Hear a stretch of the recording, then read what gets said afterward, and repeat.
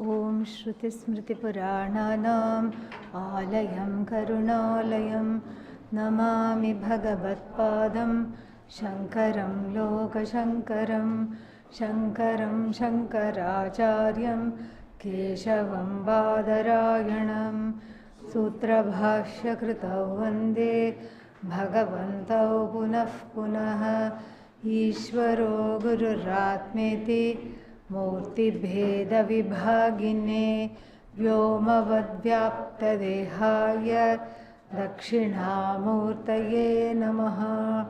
Om Sahana Vavatu Sahanau Bhunaktu Sahaviryam Karavavahai Tejasvina Tamastuma.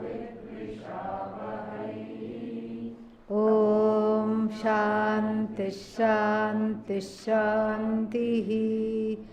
Om Parthaya Pratibodhitam Bhagavata Narayanena Swayam Vyasena Grathitam Puranamanina Madhye Mahabharatam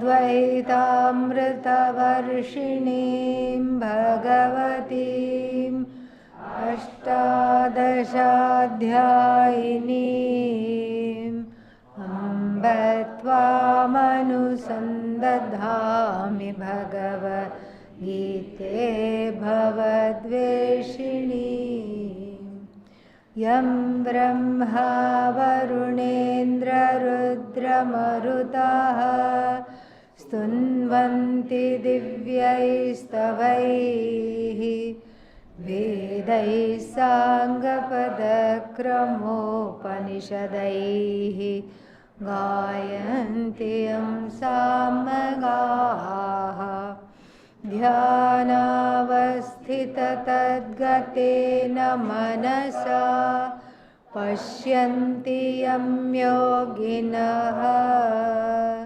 Yasyantanna vidussura suraganaha Devaya tasmai namaha Devaya tasmai namaha. Om Narayanah Paro Vyaktat Andam Avyakta Sambhavam Andasyantastvime Lokaha Saptadvipa Cha Medini.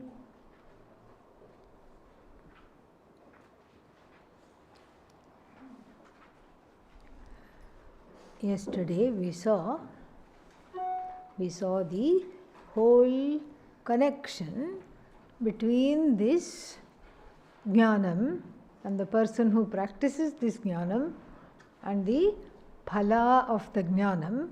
The phala of the jnanam is what? Somebody who is of the very nature of the jnanam. That is the phala of the jnanam. That there is no difference between the one who is the knower of this and the knowledge itself. And as we have seen many times, the knowledge and the knower are no different, and in fact the knower, there is no knower for this knowledge. All that is there is knowledge embodied not in the person but as the very person itself. And so that was verse 28. So yatendriya manobuddhihi, meaning because of the years of discipline. What kind of discipline? Of the mind, buddhi, etc. There is no reactivity. The sun of reactivity has set on the horizon of the ahankara. No more reactivity. Because everything is accepted as Ishvara, so there is nothing to react to. When one is in acceptance, there is no reactivity. And even if something happens that I really oppose to and do not like, and which I feel targeted, victimized, whatever it is, the reactivity changes into a new form in the form of response. What is the difference between reaction and response? Many differences. First difference is that reaction is impulsive, response is based on free will. And then second difference is that reaction is subjective, pratibhasika based, and response is objective. What is that? Empirical based. What is that? Vyavaharika based. And then what is the other difference? Reaction stems from the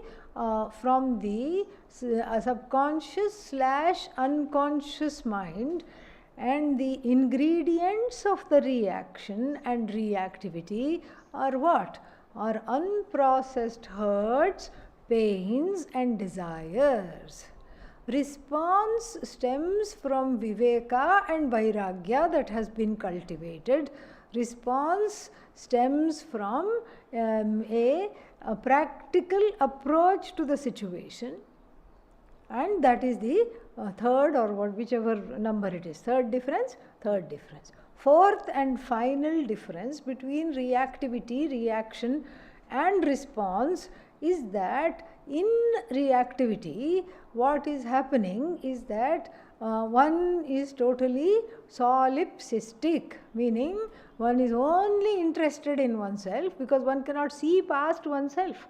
One is navel gazing, keeping on, that is a expression. Navel gazing means one is looking at one's own navel and then nothing else is available. Nothing else is there. Other people are not there. Whether I hurt them or not by my statements, I don't care, because I don't even see the other person. My hurt becomes so big, and the other people and everybody else and other situations, and whether I am really meaning what I say, whether this person really needs to hear this, all this is not at all taken into consideration. In what? Response or reactivity? Response. Reactivity. And when we talk about being a responsive person, then there is space, there is inner space, and the acknowledgement of other person's situation, an acknowledgement of my own reactivity, and the acknowledgement of the other person's reactivity too. And the reactivity comes from where? One's own background. That was the earlier point. So if I have a background, then the other person is backgroundless or background full? Background full. So we are not fighting with one another. Why? Because I am Param Brahma. He or she is also what? Param Brahma. What are fighting? My background is fighting with her background, his background. So it's the backgrounds that are like the bulls with two horns. Then sometimes when they go like this, the horns get entangled like that. And they go like this, like this, like this, like this. It's a sight to see. And we may laugh and take photograph, but what are we doing? Same thing. So the final difference between reactivity and response is the following.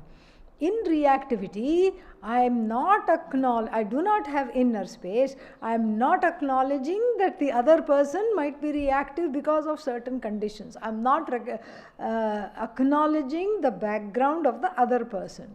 I am also not acknowledging my own background, but that was a previous point already discussed.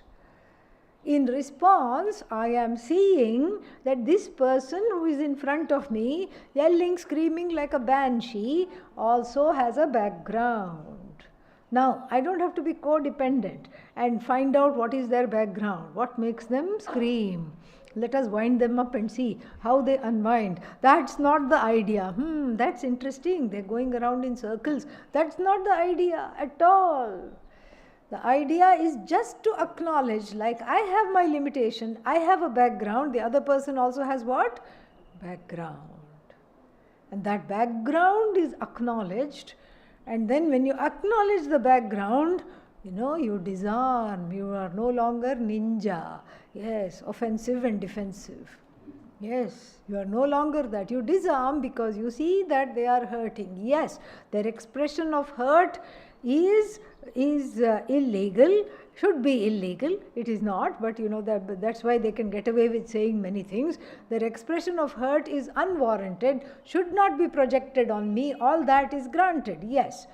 But that they have a background goes to neutralize my reactivity and get me into a place of response.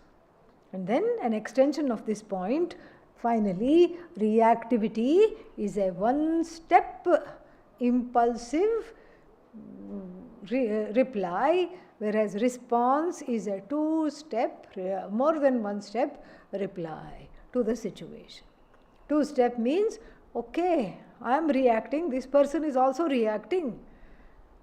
Om Namah Shivaya, say a few Om Namah Shivayas. And sometimes people say count from 10, how is that? Backwards. But that doesn't help. 10, 9, 8, 7, 6, 5, 4, 3, 2, 1. I'm still angry. Okay. So what to do? 99, 98, 97, all the way to 0. It's called ulti ginti, count down. Literally it means in Hindi. So you start counting down so that you calm down. Counting down always calms down, but don't do it with 5, 4, 3, 2, 1. Nothing will happen. 10, 9, 8, 7, 6, 5, 4, 3, 2, 1. Nothing will happen. Start with 100, 99. And if you still, you are on fire with anger, say 99 3 times. Say 98 3 times. Say 97 3 times. No, but by that time, that person I was about to insult back has already gone. That's the whole point. Yes, let them go. And then in time, we will see that we have the ability to tell the other person calmly, looks like you are also reacting and I am also reacting. Let's discuss this later. And you see the relief on their face. And you say, oh, they are relieved, but actually secretly, you are the one who is relieved. You are also relieved. It's a wonderful situation. So here is the person who is no longer reactive against the world, against Ishvara, against the other jivas, against even oneself. That reactivity has calmed down, in the wake of which knowledge that person is itself an embodiment of that knowledge. This is what we have to see. So, Yatendriya Manobuddhi is the person who is no longer reactive. And then what else? Munihi. Munihi means spends the time in quietude, with or without badge. Correct? Yeah. Yeah. Where is that badge? Somebody asked me. Ah, okay. I have to take it for somebody. This is a good time since I mentioned it. I will pocket it. So, somebody said there is a badge on your desk. I didn't even remember that it was there. And they said, can we have it? I said, sure. So with or without the badge, I enjoy a tranquil mind. In the beginning, badge is needed. Badge is not to remind other people. Badge is to remind oneself. And what does the badge say? You need not fear me today. Why? Because I'm not available for transaction, at least verbally. You need not fear me. It's like the badge is like a mini sannyasa. You give somebody abhayadanam. Don't be afraid of my temper. Don't be afraid of my mad mind. Don't be afraid of my reactivity. So with all this, this is munihi. Because the person is maunat munihi. Mananashilatvat munihi. Both we can say. The one who is given to silence. Given to silence. No, not always yammering on, jabber, jabber, jabber, jabber, jabber. No place also. And sometimes what happens, we are uncomfortable with silence. We want to fill it up. And you see it in a group, just like that, people in the dining hall after lunch, they are talking. And then there's a natural lull in the conversation because one topic has kind of wasted itself out, exhausted itself. Another topic is yet to come. There is an inner feeling of what? Oh, what are they thinking? Are they thinking anything about me? Should I initiate? But then already I talk too much, so I should let somebody else initiate. And then I look at that person. That person will not talk even if I paid them. So I should only initiate. This is getting very uncomfortable. Silence is uncomfortable. We want to fill it up. But actually for the Muni, the silence is very, very comfortable. Their own silence and other people's silence also they thrive in.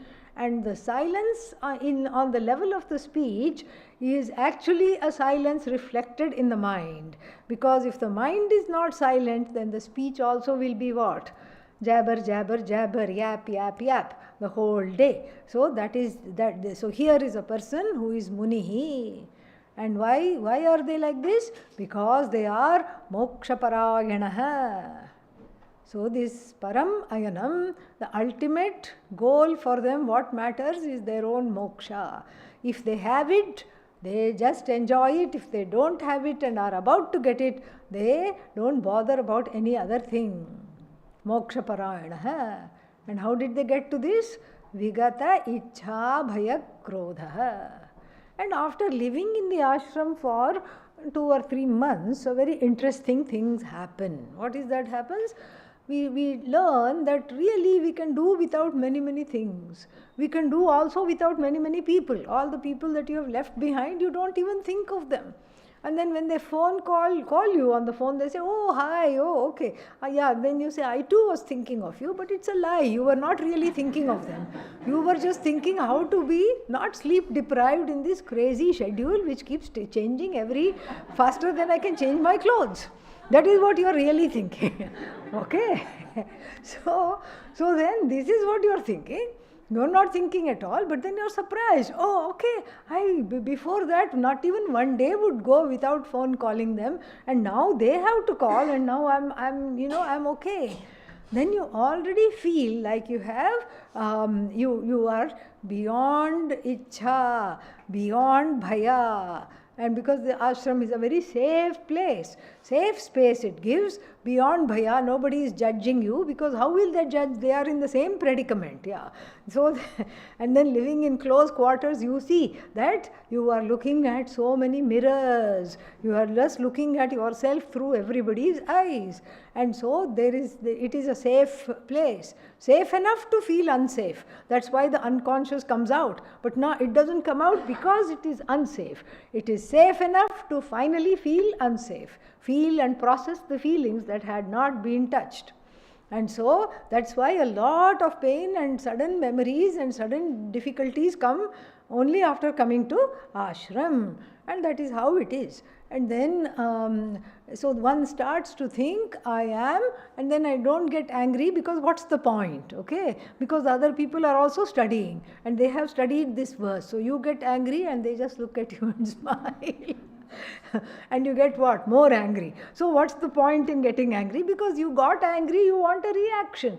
There is no reaction. Especially if you go get angry at a Swami, there will be absolutely no reaction. It's your anger has been wasted. Okay? So then what to do? So therefore you start to think, I am vigata ichha, bhaya and krodha. And then ichha means what? And we have the textbook explanation. Eshanatrayam. You know what is that Eshanatraya? What is that? Loka. Yeah. See, and then you say, it's hard enough to negotiate the ashram loka. I don't want any more lokas. I am not thinking of any more lokas. And then vitta, what vitta? How do you spell vitta? You know, there is no wealth in the ashram to speak of. That is not very much, it doesn't matter whether there is wealth or not. And then finally what? Putra. You know, putra, who is going to think about? Nobody in their right mind, because it's hard enough to take care of oneself. And so one thinks one is vigata, ichha, bhaya and krodha. But here we have to look at not these main ichhas. This ichhatraya we don't look at. We look at the small ichhas. Yeah, small desires. And the small desire, you say, oh, it's like a little pet calf that I see over there. And then it comes to me and I pet it. It's like a small cow. Small cow, safe. Small dog, there was one puppy that was going around. Safe. Small cat, safe. Small ichha, not safe. Why? Because each time you pet that ichha, grows. It's like tending a fire. You blow with the bellows, you give it some air, what happens? The air becomes sahakari. It becomes the cause for nourishing the fire into a huge conflagration. One small lamp becomes a huge conflagration. So these are small ichhas and non-tangible ichhas. Nowadays in the internet there is these things that you can buy. You never see them. You can't see them. They are kind of like the Atma, but far less superior, okay? You can't see them, you can't objectify them, you can only get a picture of them, and you have purchased it on the internet. It's called NFT, non-fungible token. Yes, don't ask me what it means, okay? Yeah. So then people own NFTs, and then it's just a picture on the internet. You can download 1,000 like that pictures, no problem. For free you can download, but here people who are not in their right minds pay so much for the copyright of that particular thing, which then they can sell and buy just like stocks. So the desires are in the form of NFT because you can't really see, but they are there. Just because you are not indulging in them right now doesn't mean that they have gone. And it's not even the big ichhas, the small desires in the form of what? In the form of things I cannot do without, in the form of notions, in the form of ideologies, in the form of the desire to be right all the time, in the form of small areas of control, small areas of adhipatyam. I have to be the king here, I have to be the queen here. These kinds of ichhas, if we don't look into them, gather together and stage a revolt.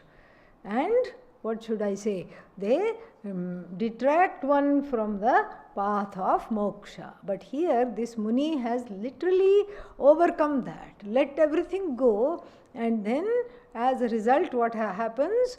That person, what is the last part of the verse? Vigatecha bhaya krodha sada muktaha eva saha. The person is liberated from samsara, jnana phalam, this we saw. We also saw a lot of beautiful bahuvrihi samasas and how Adi Shankara, separates them, does vicheda, also we saw. And then finally it is the last verse, it ends on a very high note, beautiful note. Evam samahita chittena kim vigneyam iti uchyate. Yeah. So the last verse, the last shloka is devoted to a very important consideration. Evam, in this manner, samahita chittena. Who is the samahita chitta? For whom chitta here means emotions. For the one, not chit, sat chit ananda, no, chitta, chittam. So who is this samahita chitta? Samahita chitta is the one who is emotionally mature. So, from dha to put. So where the emotions are put in their proper place, nicely modulated emotions, nicely trained emotions. The person is all grown up and is a jnani. So what kim vaktavyam, what can be said about this jnani, and then what is it that this jnani delights in? Kim vigneyam. Kim vigneyam must not be understood as what is it that is left to be known by this jnani, because if there is something left to be known, the person is not yet jnani. So we can take it in two ways. Kim vigneyam, if we are talking about jnani, we should say Kim vigneyam asmabhihi, by us who are on this path as mumukshus, what is it that should be understood? What is it that should be learned from seeing this? And then vigneyam also we should see, in the case of the jnani, we should say vigneyam should be seen as what does the jnani know. What the jnani knows becomes a goal for us. What does the jnani already know? Beautiful verse and a fitting conclusion for this lovely chapter. Bhoktaram Yajñatapasam Sarvalokamaheshwaram Suhridam Sarvabhutanam Jnatva Mam Shantim Richati. Om Tat Sat. Iti Srimad together. Iti Srimad Bhagavad Gita Upanishadsu Brahma Vidyayam Yoga Shastre Shri Krishna Arjuna Samvade Karma Sannyasa Yogo Nama Panchamodhyayah. So, Anvaya is very straightforward. Mam Yajñatapasam Bhoktaram Sarvaloka Maheshwaram Sarvabhutanam Suhridam Jnatva Shantim Richati.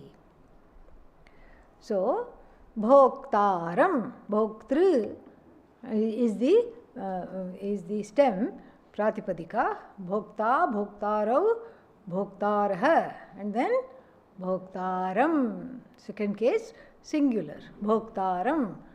As the Bhokta, Mam Jnatva, knowing me, we are just translating, we will see the verse in detail. Knowing me as what? Bhokta. Bhokta means what? Consumer, enjoyer, experiencer. Of what? Yajna tapasam. Yajna tapasam bhoktaram. Of all the yajnas that are done in the world and of all the religious austerities that are done in the world. Oh, I thought it benefits me. My religious austerity is for my antahkarana shuddhi. My yajna is for my punya. No. No. It is the attitude here of the jnani and the reality of the Shastra. The Shastra gives a different reality to this. Because when you say my, who is this I that is talking? That I is equated to Ishvara. So therefore the last shloka is Mahavakya. Jiveshvarayoho Aikyam is unfolded. How is it unfolded? Because Mam Jnatva, knowing me. Knowing me as what? A guy in the sky? No. Something sitting on my altar? No. Na idam yadidam upasate.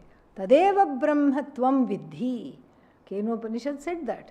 Not the object of worship. Knowing me not as the object of worship, but as the very subject, the content, the truth of yourself, who is the subject. Because the final area of duality is what? Between myself and Ishvara.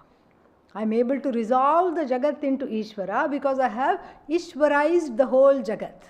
Here an Ishvara, there an Ishvara, this one Ishvara, that one Ishvara, so much so that we forget our names. Everybody is Ishvara, Ishvara, Ishvara, Brahman, Brahman, Brahman. We keep on saying things I like, Ishvara.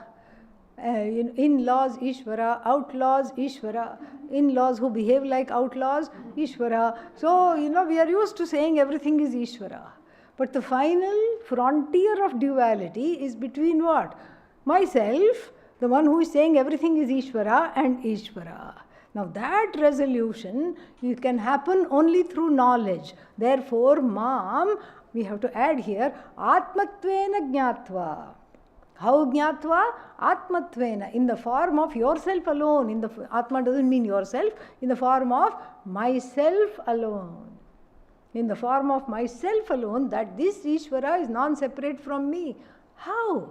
How can this Ishvara not be separate from me? Because what constitutes the I, after all the variable things are taken away cognitively, like the body is taken away, means discounted in our analysis. Mind discounted from our analysis. Senses discounted from our analysis. Everything is discounted from our analysis. What is left? Atma. What is the Atma? Sat, Chit, Ananda. That is what is left. We don't say nothing is left, because then who is talking if nothing is left? Who is the one who is knowing nothing is left? That Vijnana Swarupa Atma, which is Satchidanandam Brahma, which is as revealed by the Shastra, that is left. This Satchidananda is left. And on the Ishvara's side also, all the epithets come and go. Sarvaloka Maheshwaram, the absolute Lord of all the lokas. Sarvabhutanam Suhridam. So Sarvabhutanam Sukhrit, and means the friend of all beings. And without anapeksha, without having any expectation that some more puja I will get. No such thing. And then what else? Sarvaloka Maheshwaram, Bhoktaram, Bhoktara. I am a Bhokta of what? Yajna Tapasa. Yajna Tapasam Bhoktaram iti jnatva. Iti jnatva. That this is this Satchidananda, and that Satchidananda, that is also Satchidananda only in the form of these upadhis. The upadhis of Ishvara are given here. So this is Ishvara's discussion. Discussion of Ishvara kind of happened in chapter 4, where Bhagavan declared himself to be an avatara. This avatara vada was introduced in the beginning of chapter 4, no doubt. And then Prakritim Swam Adhishthaya Sambhavami Yuge Yuge, all these things was talked about, keeping this my Prakriti, my Shakti. I cannot be separated from my Shakti, and along with this Mithya Bhuta Shakti, everything that is called Mithya is created. This was already told. But then this nature of oneness and Ishvara used as the word Ishvara itself being used as Maheshwara comes for the first time here. So therefore, it is for that reason also, it is a very important verse, because Ishvara, along with all the qualities of what Ishvara is discussed for the first time. Usually we have Jnani's qualities. Jnani Lakshana we have had that in chapter 4, chapter 3, chapter 2 and also chapter 5. But Ishvara's attributes, the Ishvaratvam is discussed here to show that this Ishvaratvam, in this Ishvaratvam, what do I see? Myself alone. Because the Ishvaratvam comes and goes. When does it come and go? With each cycle of creation. When there is a manifest universe, then all these attributes, these dharmas are there for Ishvara. What are they? The ultimate destination where all the yajnas and the tapas go. Why? Because there is only one as though bhokta. Why is there only one as though bhokta? Because really speaking, while doing the yajna and everything, who are you doing the yajna for? For the sake of Bhagavan. This is the Karma Yogi. Because this person who is a Jnani in verse 28 was what before? Karma Yogi. So during Karma Yoga, that training time where one acknowledges Ishvara in and as every action and as the recipient of all actions, as the proxy karta bhokta, here that same thing is being brought about to culminate this particular discussion. So the Karma Yogi who saw this now sees the form of Ishvara, this endless upadhi, as the recipient of everybody's actions. Why? Because what is the nature of Atma? Akarta. But it says Bhokta. Bhokta brings in what? Karta. Because why do you do things? Why do you do anything? For bhoga. Everything is done for bhoga. Bhogaya karma. The karma is, nobody does karma for karma's sake. What are you doing? Cooking. What? Lunch. Oh, you're going to have lunch? No. What will you do after that? I'll start cooking dinner. You're cooking for somebody else? No. Then why are you cooking? For the sake of itself? No. Remember all our samhata argument. So, everything is done for the sake of what? For the sake of knowing this Atma alone, everything is done as a karma yogi. So then the recipient of all my prayers, whether they are physicalized prayers, yajna, or mental prayers, or in the form of upasana, tapas, goes to who? Ishvara. The recipient of all prayers is Ishvara, and there is no difference between the recipient and the agent. How can there be no difference? Because without the presence of Atma, can there be Karta? No. And we elevate that Atma along and call it Ishvara. That's what it is. Ishvara is the Karta. Ishvara is the Bhokta. Ishvara is the Jnata. Everything is Ishvara. In Ishvarizing this whole universe, we understand a very important truth. What is that? Yajna, all the yajna and tapas, even if they are directed towards certain devatas. You say, I am doing this for Shiva. You say, I am doing this, I am doing Vishnu, what is that? Sudarshana Homa. There is one Homa, Sudarshana Homa. And do that only if you want to get married, okay? Yeah, then you please do that. Otherwise, don't worry about it. And so this Sudarshana Homa, dedicated to Mahavishnu, is there, and then you can do that. All this, you say what? Vishnave. Vishnave idam. Vishnave swaha. Like this you say. And then you are invoking who? Mahavishnu. Shri Sukta Homa. Who are you invoking? Mahalakshmi. You are invoking all these gods and goddesses, but actually all the gods and goddesses are what? Just nimitta. They are just forms and functionaries connected to that which has no name, no form, which we call as Ishvara. And that Ishvara alone is the recipient of all the yajnas directed towards devatas. By who? By the one who thought himself or herself as Karta. Me, Karta. Karta is also Ishvara.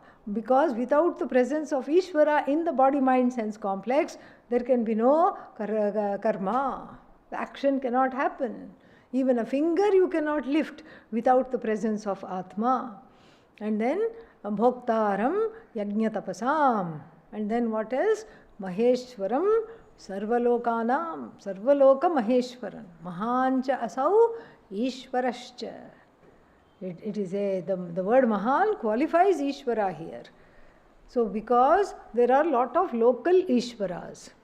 Sometimes you call the chieftain of the village Ishvara in common parlance. But here the Ishvara of everyone, the Ishvara of Ishvara, Ishvarasyapi Ishvara, if any local Ishvara is there, the Ishvara of that, the one who is himself, herself, what? Anishvaraha. Here be careful, because in the Shiva Ashtotra we have a word, Anishvaraya Namaha. And then in a simple way we say Ishvara, and then you put a negative particle. An means what? Not Ishvara. So first we say what? Ishvaraya Namaha, and then we say what? Not Ishvaraya Namaha. That makes no sense. So Anishvara is Ishvaraha na vidyate yasya. For whom there is no overlord. That is Anishvara. The one who doesn't have another Ishvara is called Anishvara. Very beautiful. Anishvaraya Namaha. And people who don't know will say whatever comes into the mind. Who don't know what? Neither Vedanta nor Sanskrit. Okay, then they will say whatever comes to the mind, they will say. Yes, he is Ishvara. Yes, he is Anishvara also. Like this they will say. And the same problem happens with the other prayer also. What is that? Agajanana Padmarkam Gajananam Aharnisham Anekadantam Bhaktanam Ekadantam Upasmahe. We are in a very big pickle in this shloka. And then I heard it being explained in one of the interfaith meetings. He is Gajanana, but really speaking he is Agajanana. He is elephant faced all right, but really speaking what? No elephant face. Why should we worry about elephant face? Because he is Amurta and Murta and Ekadantam, and he has one tusk. But before that, what did he have? Two tusks, Anekadantam. Like this they explain and go away. But if you know a little bit of Sanskrit, then you look at the beauty of this shloka. It's very, very beautiful. So, aga means what? Gaha means what? Gacchati iti gaha. Okay, this is what we have learned. Aga means na gacchati iti agaha. Na gacchati. So, what doesn't go? Mountain doesn't go. Last we checked. Indra has cut off their wings, okay? So it doesn't go anywhere. Before the mountains used to fly. Thank God, now they are what? Aga. Agaja. Agat jayate iti. Born of Aga, born of mountain. Parvati, daughter of Himavan, snowy mountain. Okay? So, Agajayaha Ananam. Ananam means face. Face of Parvati. Agajanana. Not no elephant face, okay? It's talking about mommy of Ganesha. Ganesha's mummy is being described here. And who is Ganesha?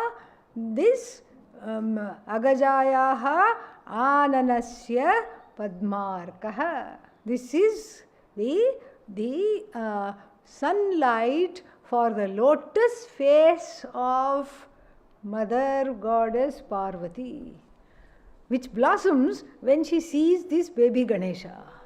Such a beautiful prayer.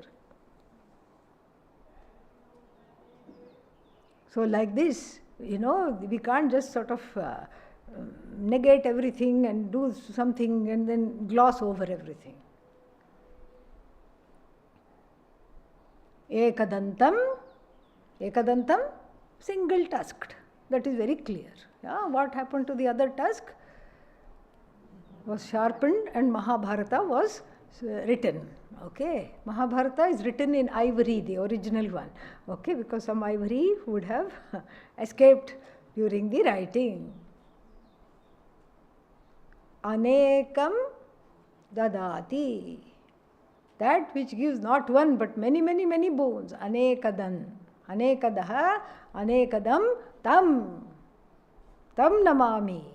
You see that? Yeah, so like this, Anishvara doesn't mean not Ishvara. For one there is no other controller, no other cause, the causeless cause of everything and everybody. That's why Mahancha Asau Ishvarascha. Here it's not called Anishvara, it's called Maheshvara. There is no doubt. It's not some local Ishvara, some local person brandishing themselves around as Ishvara, and it is also not what? It is also not some Devata connected to some Yajna. So many Devatas are there. We say 33 crores, 33 crore Devatas are there, and then we can have 33 crore more. No problem, because we know the reality of all this is what? Maheshwara. So, Sarvaloka Maheshwara. And here is a very important clue. How did this Ishvara become Sarvaloka Maheshwara, the Maheshwara of all lokas, the creator of all lokas? How did this Ishvara become? If you ask, the answer is very beautiful, because Sarvaloka Maheshwara is a nice code word for Karma Phala Data, the giver of the fruits of action. Why? Because that is why all the lokas were created. So that we have a place, a stomping ground, a kshetra to eke out our karma. To exhaust our karma, what do we need? We need a kshetra. And because our desires are so many, and because whatever we have done to transgress dharma in order to perfect those desires, in order to materialize those desires are so many, we are complex beings, means beings with many complexes, and so because of this fact we need at least 14 lokas. At least to exhaust all the bad, bad, bad, bad, bad, bad, bad, bad, bad, bad, bad, bad, bad, bad. Is that 14? Yeah, things we have done. We need places because we are running out of places. And if we find out that the Shastra is wrong, the Puranas are wrong, actually there are not 14 but 24 lokas, so be it. We need them all. Why? Because of the various two things. Because of the unending desires and because of the unending actions that those desires have promulgated and have prompted us to do. So much karma we have amassed individually and collectively. Individual sanchita karma is how much? Endless. You thought Brahman is infinite. So sanchita karma is also what? Infinite. How can there be two infinites? There can, because sanchita karma is mithya. One is mithya infinite, one is really infinite. So this mithya bhuta karma, for this mithya bhuta karma exhaustion, we need what? Mithya bhuta lokas. So we need all the lokas. Think of Ishvara's planning. All the lokas must be there. And this one should go there for this much number of years. And this one should meet that one. And this one and that one should get married. And then what? And then this one and that one should not get along, but should remain married. This is from the previous karma. Like this, all these karmas. How? And because this is all very clear. Even here in this group, if you were to have a discussion, how did you end up in Dayananda ashram? The stories will not only be interesting, but too many stories will come. And it's always by chance. I don't know how. I was just passing. I just dropped in and I'm still staying here. Or I just came because a friend brought me here. And I didn't particularly like ashrams, but I loved my friend very much, so that's why I came. Or the significant other brought me here. Where is the significant other? Oh, he stopped studying Vedanta, leaving me here, meaning what? His main job was to bring you here. Bring you here to study. He stopped. He was a significant other. He was a friend, whatever it was. They stopped coming. Now I am here. So like this, the stories will be so many. That just shows that how rich is each history. And how Bhagavan has to weave in all these stories and create not only areas for the karmas to be exhausted, but also create nimittas for the certain people who will exhaust your karma to meet. That's why you say, I find this person exhausting. What are they exhausting? Your karma, yes. If you realize that, you will not be exhausted. Yes, because what they are exhausting is your karma. Keep them close to you. Let them exhaust the karma. Good. There will be more attention to the teachings when that karma goes, and then there will also be in the here and now. There will also be more growth. There will be emotional growth. So there are people that Bhagavan creates just to exhaust your karma. They have no other role in your life. And then there are people the Bhagavan creates just to bring you to the ashram. No other role. After that, tirobhutam. They are disappeared. They are not there at all. And then there are certain other people that are there for what? To give you moksha. Not just from them, but really to prepare you for moksha. So there are people, as soon as you meet them, you feel like not doing anything at all. You see, they have given vairagya. Because they keep taking from you. And then you finally say, take everything, go. You have got what? Vairagya. It's a win-win situation. And all this Bhagavan has in a headless knowledge. Bhagavan is a headless body of knowledge. Everything is kept intact. Who should meet who? How should this person progress? And what should they become? And then if we bring in Kathopanishad also, which yoni should this person be born in? Crab, lobster, jellyfish. Yeah, this jellyfish is a very interesting animal. I saw in one time, and then just fully transparent. You can see what it has eaten also. And then you can see its intestines. You can see everything. Why this jellyfish upadhi? If you think, it is because in the last life the person had transparency issues. Okay? Yeah. Everything was very close. Nobody should know anything about me. Yeah, blinds down, curtain down, everything. Yeah. Next life, open, jellyfish. Yeah. So like that, Bhagavan has a sense of humor, Absolutely. And so that's why all the lokas are created. So Sarva Loka Maheshwaram, not only Maheshwara is there, but Maheshwara of what? Sarva Lokanam Maheshwaram, and then Lokinascha Maheshwaram, not only of the lokas, but also of the Lokinaha, the people living in the lokas also, meaning what? Karma Bhala Datra Rupena, in the form of the giver of the fruits of action. And why is this interpretation important? Because this is where the alienation is. Who am I as Jiva? Recipient of the fruit of action, an unwilling recipient, mind you. Nobody says, Prasada, where are you today? Nobody says. Yeah, Prasada, one more day. I don't know what's going to come. And some people hate Mondays. Here it doesn't matter, because you don't even know. You don't even know when the day will be off, if there is a day off. Yeah. You don't even know. But in the wide world, then Monday to Friday, work, and on the brink of death, Saturday comes, and then you rejuvenate yourself a little bit, and then you party, and then you have what is called Monday morning blues. You feel blue all over.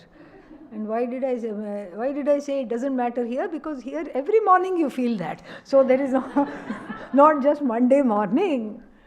So that shows us something. That shows us that this mad cycle where this whole I am karta for 5 days and bhokta for 2 days, and then I work the whole year. 360 with 355 days I work for the whole year to be able to 350 days, so I can get 15 days off. Whole life I work so that I can retire.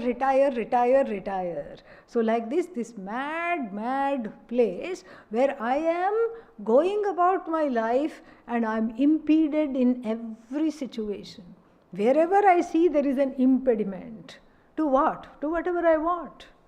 I want to retire early, and then it is not possible. Why? Not enough money in the bank. Can't retire early. And nowadays people want to retire. I met just few days back a person who was 35 years old, and he said, I'm planning to retire. I said, I think you should be looking for work. No, I'm done. How long did you work? 3-4 years. Enough. Everybody wants to retire. Okay, and so this kind of a lifestyle where I want to retire but I can't, I want to do this but I can't, and I want to have this but I can't, this is where is the impediment. That impediment is my own karma phala handed to me, gift wrapped by Bhagavan. What is your contribution? Bhagavan says, put your finger, I will tie the bow. That's all is your contribution. Because sometimes when you are gift wrapping, what do you need? Somebody's finger, and then you take out the finger. That is all your contribution.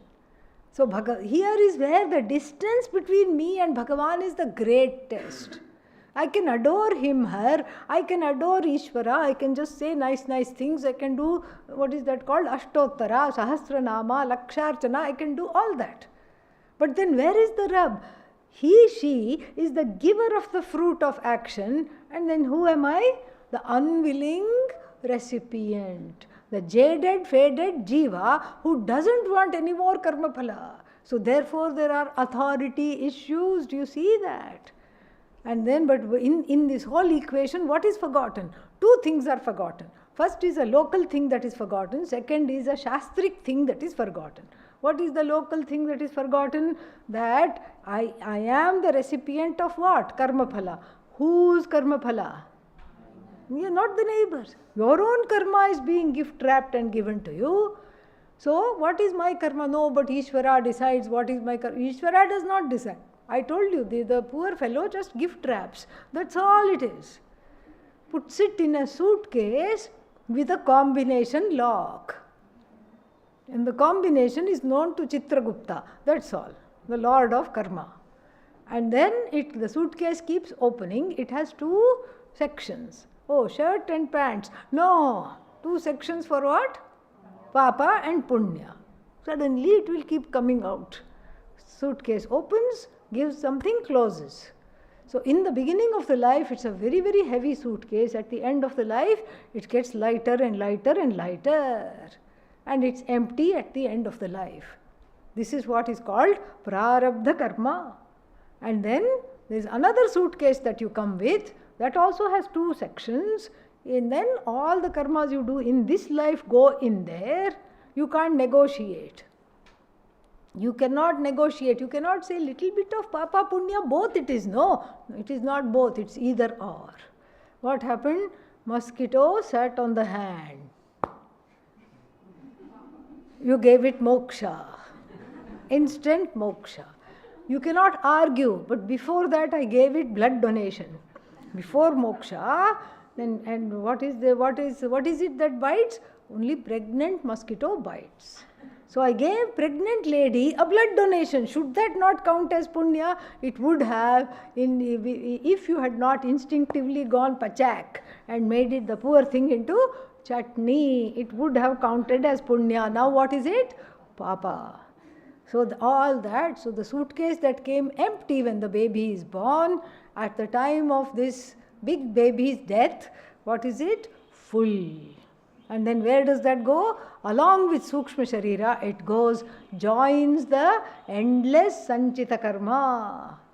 And so this karma becomes a very big impediment. Karma phala, if it is not understood properly, becomes a big impediment in understanding Ishvara as non-separate from oneself. That's why Sarvaloka Maheshwaram is a very, very important phrase here to show the oneness between Jiva and Ishvara. Because first thing we have to understand is your own karma that is being returned to you. This is a very practical thing. It's not anything. It's not rocket science. Your own karma is being returned to who? You. And then secondly, what is this karma? Ishvara is not deciding. Who has decided? You have decided. Because it's not destiny. It's not, what is that called? It is not some kind of a materialism. It's not some kind of a fate, destiny, no such thing. It's your own karma. What is your own karma? Your own actions based on your own free will done in this life or other lives. So your own free will is used. How is your own free will is used? In the past life, whatever I did. When that free will was in the yoke of dharma, if it was being directed by dharma, dharmic actions have given me comfortable situations in this life because I did something wonderful. Like being exposed to Vedanta Shastra. If you think it is wonderful, that means you did something wonderful to be here, to be able to see this, and not only be here and understand this, but to have value for this is great punya. It's the effect of punya. Then mosquito bites and other things, what are they? When I have done other things, when I have done things which are not in keeping with dharma, which are opposed to dharma, then my own actions, the reactions of my own actions, every action has a fruit, that is a law. That is not only Ishvara's law, that is Ishvara in the form of that law. So my own actions will have results, and those results of not so proper actions, improper actions done in against dharma, I have to reap here. So where is the free will not accounted for? Of course there is free will. Your free will right now and your free will from the previous life. That is what I said, put the finger so that Bhagavan can tie the bow and give you this. When we understand this, this is a practical thing. Then we have to understand the Shastric vision. What is the vision of the Shastra? Is this karma real or is it mithya? Karma phala, if karma is mithya, karma phala, can it be real? No. Karma phala is also what? Mithya. Mithya means dependent reality. Dependent on who?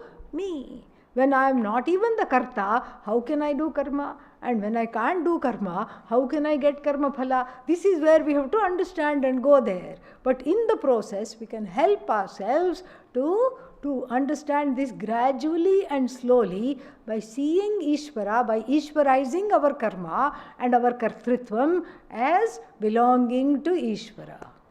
So if my karma belongs to Ishvara, if the results of karma also belong to Ishvara, I as karta belongs to Ishvara, then there is no more me. Even on a regular daily basis, there is no more me. Everything is Ishvara. This way we slowly progress towards oneness by seeing the mithyatvam of the this karma, which is the main place where one tends to get bogged down in jivatvam. Karta, bhokta, karma, karma phala, these are the landmines which suddenly detonate and go off. If these two things are not understood, that Ishvara, first we have to say the interim karta. The interim karta, bhokta is who? Ishvara. And ultimate karta bhokta, it's neither me nor Ishvara. That Ishvara which I used to grow, which I used to Ishvarize everything, is none other than me. The truth of Ishvara is what? Satchidanandam Brahma. The truth of me is also what? Satchidanandam Brahma. More we'll see tomorrow. Om Purnamadav Purnamidam Purnat Purnamudachyate Purnasya Purnamadaya Shishyate. Om Shanti Shanti Shanti Harihi Om.